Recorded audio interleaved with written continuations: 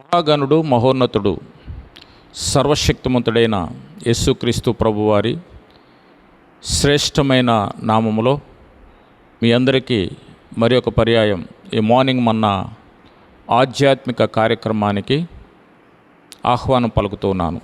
చూడండి, పరిశుద్ధ బైబిల్ గ్రంథంలో ద్వితీయోపదేశకాండం 33వ అధ్యాయం 28, 29 వాక్యాలు నేను చదువుతాను. చూడండి. ఇశ్రాయేలు నిర్భయముగా నివసించును, యాకోబు ఓట ప్రత్యేకింపబడును, అతడు ధాన్య ద్రాక్షారసములు గల దేశంలో నుండును, అతనిపై ఆకాశం మంచును కురిపించును.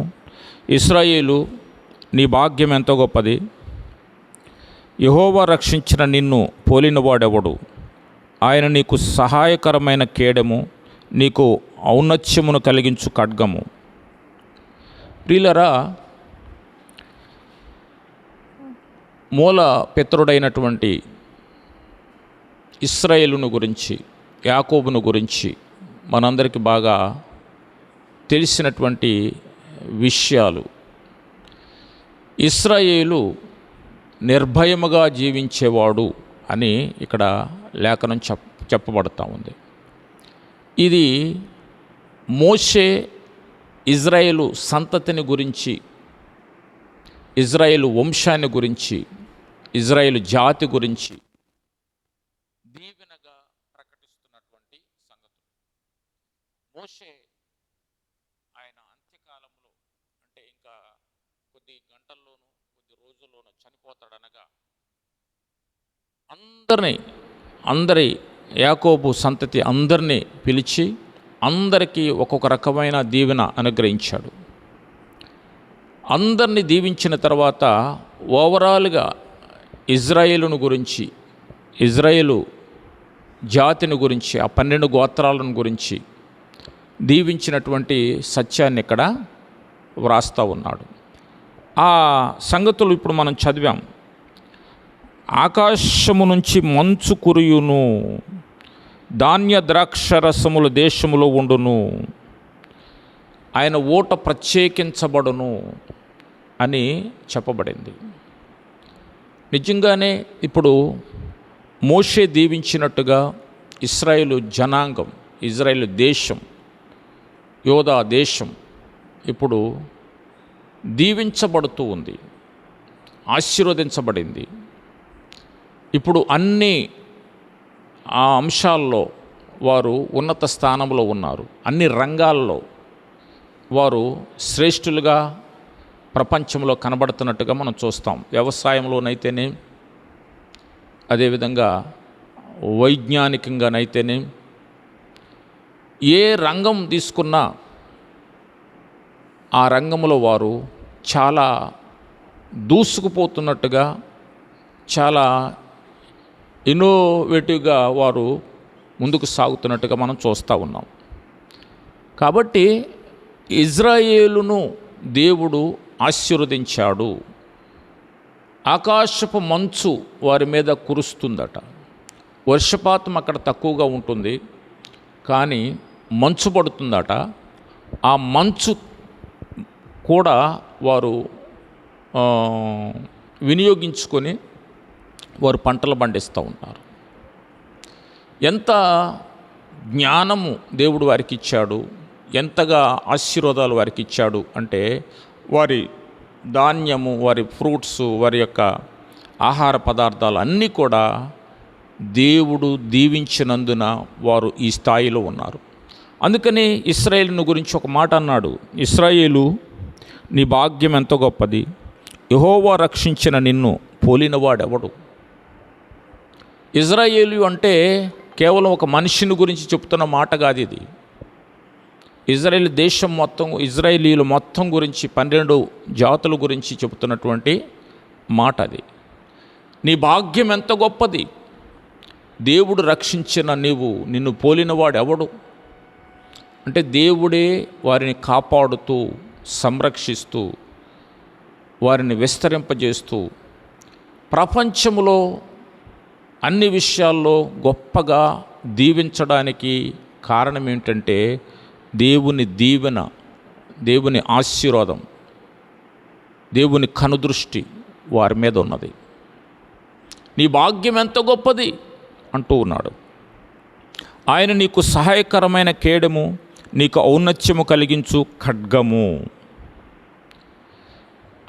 అంటే దేవుడే ఇజ్రాయేలుకు సహాయకుడిగా, అదేవిధంగా ఔన్నత్యాన్ని కలిగించేటువంటి ఖడ్గం అంటే గొప్పతనాన్ని కలిగించేటువంటి దేవుడిగా వారి మధ్య ప్రత్యక్షమై వారిని నడిపిస్తున్నట్టుగా లేఖనం చాలా స్పష్టంగా చెప్తా ఉంది. అయితే ఆనాడు ఇజ్రాయేలీలకు మోషే ఇచ్చిన ఆ దీవెన శారీరకంగా ఈనాడు వారిలో ఫలిస్తూ ఉంది, కనబడతా ఉంది. అయితే నేటి క్రైస్తవ జనాంగం కూడా ఈ వాగ్దానంలో పాలిభాగస్తులు. క్రీస్తు ప్రభు ద్వారా, క్రీస్తు ప్రభు రక్తము ద్వారా, క్రీస్తు ప్రభు వారి శిలువ యాగము ద్వారా వీరు కూడా భాగ్యవంతులుగా మార్చబడతా ఉన్నారు. దేవునికి స్తోత్రం. ఎందుకు చూస్తాం, ఒక మాట చదువుతాను చూడండి. ఎఫెసీ పత్రిక 2వ అధ్యాయం, ఎఫెసీ పత్రిక 2వ అధ్యాయము 12వ వాక్యం నేను చదువుతా ఉన్నాను చూడండి. ఆ కాలమందు ఇశ్రాయేలుతో సహపౌరులు కాక పరదేశులను, వాగ్దాన నిబంధనలు లేని పరజనులను, నిరీక్షణ లేనివారును, లోకమందు దేవుడు లేనివారున యుండి క్రీస్తుకు దూరస్తులై యుంటిరని మీరు జ్ఞాపకము చేసుకొనుడి. అయినను మునుపు దూరస్తులైన మీరు ఇప్పుడు క్రీస్తు యేసునందు క్రీస్తు రక్తము వలన సమీపస్తులై ఉన్నారు.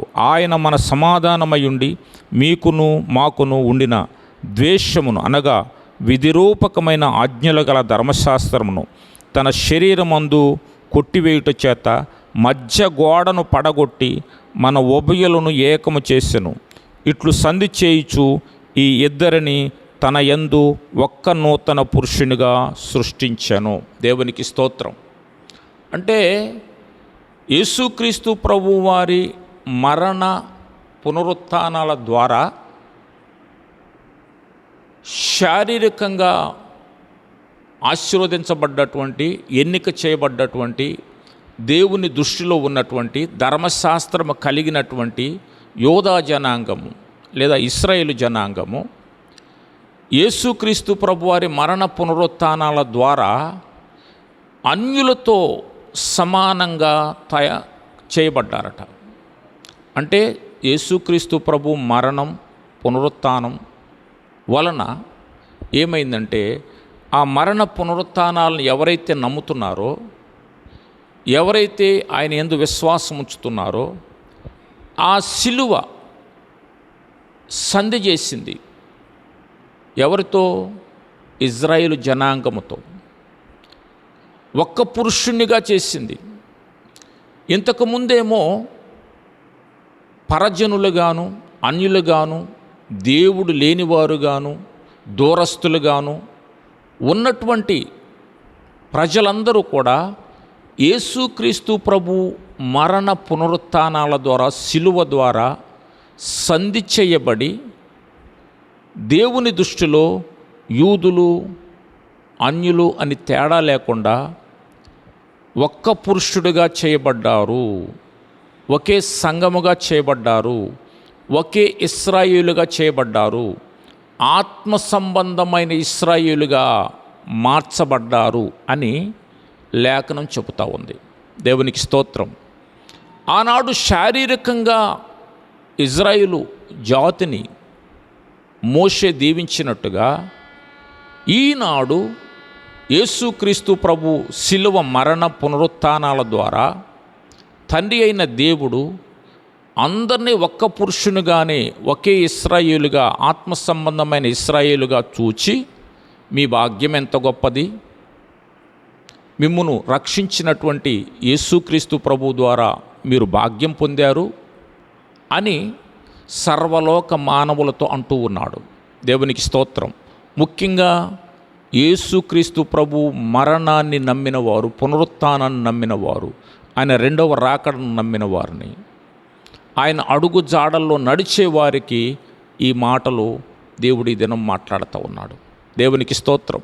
కాబట్టి యేసుక్రీస్తు ప్రభు ద్వారా మనందరము, క్రీస్తు ప్రభు ద్వారా మనందరము తండ్రి అయిన దేవునితో సంధి చేయబడ్డాం. ఇజ్రాయేలు జనాంగముతో ఏక పట్టణస్థులమయ్యాం, ఒకే సమాన వారసులమయ్యాం. వాగ్దాన నిబంధనలు లేని మనం, దేవునికి దూరస్థులమైన మనం, అదేవిధంగా దేవుడు ఎవరో తెలియనటువంటి మనం, అన్యులుగా ఉన్నటువంటి మనం, ఈ లోకములో ఏమీ అర్థం కాని పరిస్థితుల్లో, అయోమయ పరిస్థితుల్లో ఉన్న మనల్ని యేసుక్రీస్తు ప్రభు మరణము పునరుత్థానము మనల్ని ఏం చేసిందంటే ఒక్క పురుషుణ్ణి చేసి సమాన వారసత్వం ఇచ్చింది. దేవునికి స్తోత్రం. అట్లాగని శారీరకంగా క్రైస్తవులందరూ యూదులైపోతారు, యూదులందరూ క్రైస్తవులైపోతారు అని మనం భావించాల్సిన పని లేదు. ఒక్క ఆత్మయందే మనల్ని ఉభయుల్ని ఏకం చేశాడు. ఒక్క శిలువ సువార్త ద్వారా సంధి చేశాడు. ఒక్కసారే మృతి పొంది ఉభయులను ఏకము చేసి మీరందరూ ఏక పట్టణస్థులు, సంఘము అని చెప్పి దేవుడు ఆశీర్వదిస్తూ ఉన్నాడు.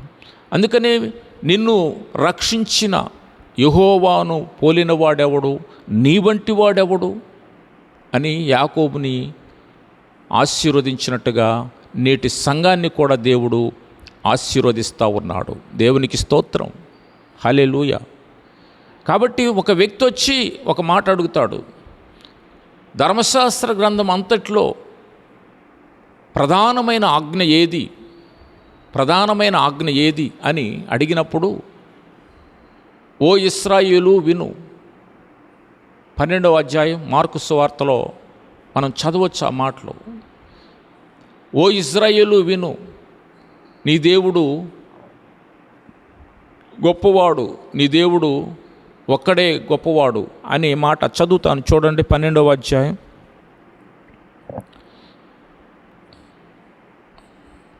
చూడండి. మార్కు సువార్త 12వ అధ్యాయం 29 ప్రధానమైనది అందుకు యేసు ప్రధానమైనది ఏదనగా, ఓ ఇశ్రాయేలు వినుము, మన దేవుడైన ప్రభు అద్వితీయ ప్రభువు. నీవు నీ పూర్ణ హృదయముతోనూ, నీ పూర్ణ ఆత్మతోనూ, నీ పూర్ణ వివేకముతోనూ, నీ పూర్ణ బలముతోనూ నీ దేవుడైన ప్రభువును ప్రేమింపవలెను అనున్నది ప్రధానమైన ఆజ్ఞ. రెండవది, నీవు నిన్ను వలె నీ పొరుగువానిని ప్రేమింపవలను అనున్నది రెండవ ఆజ్ఞ. వీటికంటే ముఖ్యమైన ఆజ్ఞ మరేది లేదని అతనితో చెప్పెను. ప్రియులారా, ఓ ఇశ్రాయేలు విను అనే మాట అంటూ, నీ దేవుడు అద్వితీయుడు, పూర్ణ హృదయముతో, పూర్ణ ఆత్మతో, పూర్ణ వివేకంతో, పూర్ణ బలముతో నీవు దేవుణ్ణి ప్రేమించాలి, దేవుణ్ణి సేవించాలి. అదేవిధంగా నిన్ను వలె నీ పొరుగువానిని ప్రేమించాలి. ఇది ధర్మశాస్త్ర గ్రంథములో ఇజ్రాయేలు జాతీయులకు, యోధా జాతీయులకు దేవుడిచ్చినటువంటి ఆజ్ఞ. ఇదే ఆజ్ఞ క్రైస్తవ జనాంగానికి, క్రీస్తు ప్రభు నమ్మిన బిడ్డలకు కూడా వర్తిస్తుంది. ఎలాగంటే, ఇశ్రాయేలు నీ భాగ్యం ఎంత గొప్పది అన్న దేవుడే ఏక పట్టణస్థులుగా, సమాన వారసులుగా, ఒక్కనే పురుషునిగా ఐక్యం చేశాడు శిలువ ద్వారా.